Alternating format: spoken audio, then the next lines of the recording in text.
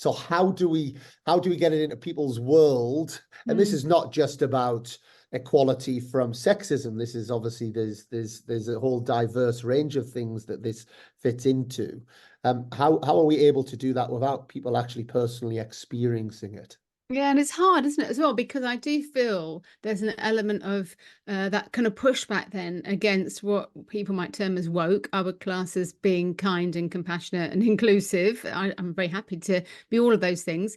But there is a bit of a pushback because people feel it's being forced upon them. And that's the challenge, isn't it? We don't want to say to people, you have to have this because it's the right, because we're saying you have to have it. Actually, you want them to come on board because they see it is the right thing to do, but also it's good for everybody. And I think there's definitely if we're talking specifically on the sports side, there's an element of people feeling the pie's only so big, and if we give women more sports coverage, or we give it more funding, or we give it more investment, there's less for the men's sport that I truly love. And why am I paying my Sky subscription if I don't get to just watch more men's football? I don't want the women's football, is an example that I hear a lot.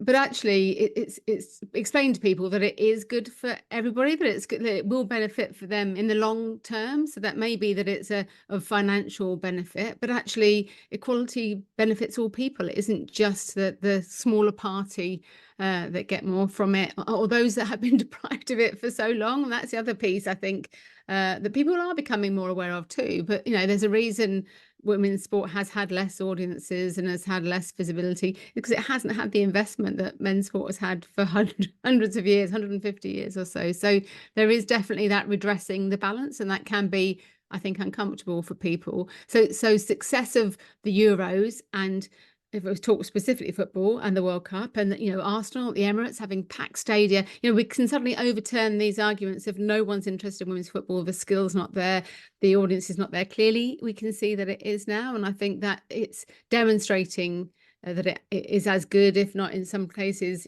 more entertaining to watch than some men's sport.